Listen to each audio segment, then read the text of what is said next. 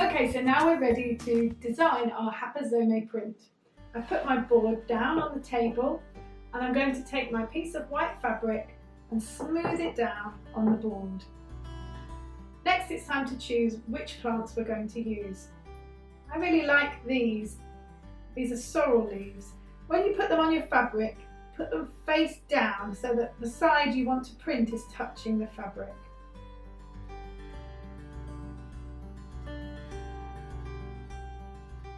Then these yellow loosestrife flowers are very pretty. Again, I'm going to put them face down onto the material.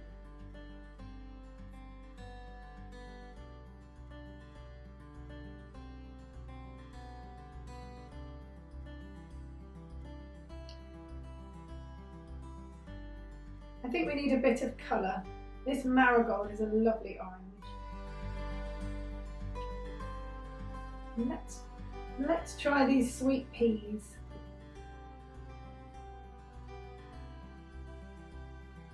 Another purple thistle.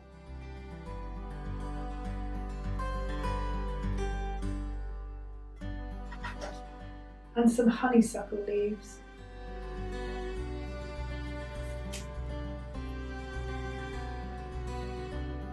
You can make your design as simple or as complicated as you like.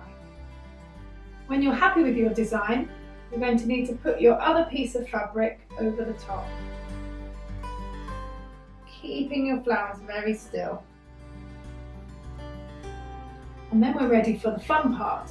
It's also the really noisy part, and for this bit we need to go outside. What you need to do when you're working with your hammer is make sure you work all over your leaves and flowers to make sure you've got all of the juicy colours out of them.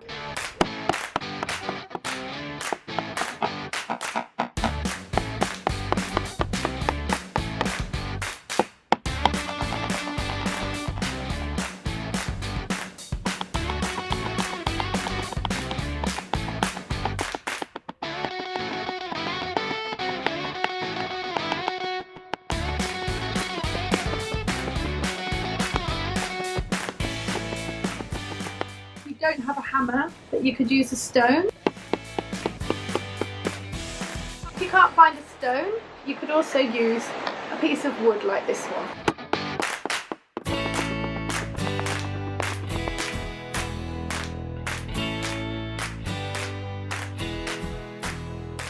We brought our Hapa Zome back in and we're now ready to reveal what's been printed underneath. Let's have a look.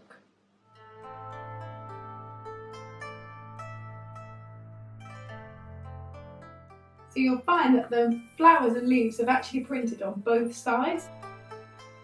One may look better than the other. So the next step is going to be peeling off the plant material to fully see what's underneath. This is where our paintbrush comes in handy. You can just gently brush off the bits of the plant. This was our sweet pea. Look at those purples.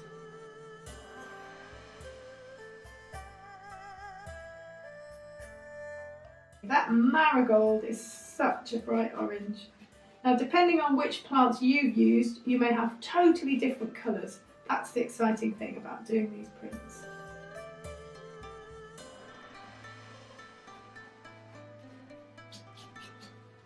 So there is our first printed sheet. Let's have a look at the other one.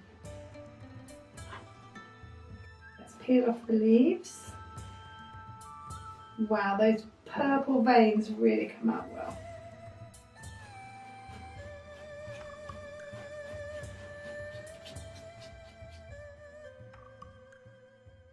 It's a really good idea to iron your design. This will help your print to stay on the fabric much better. So I've got an iron here, which is nice and hot. Children, you might need some help from a grown-up to do this bit. I'm going to place another piece of fabric over the top and smooth it out, and then just iron on top. Sometimes when you do this, the colours slightly change, so it's quite interesting to see what this next step does. And there we have it. There's our Hapa Zome.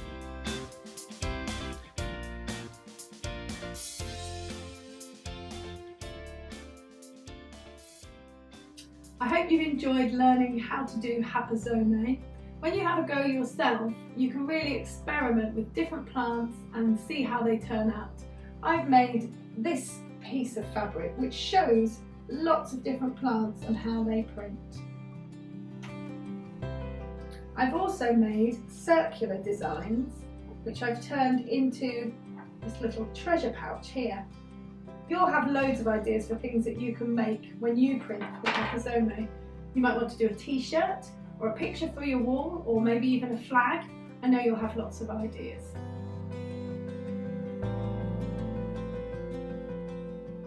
We'd love to see what you make when you have a go at Hapa Zome. Why not take a photograph and send it in to us? Then we can put it in our gallery on our website.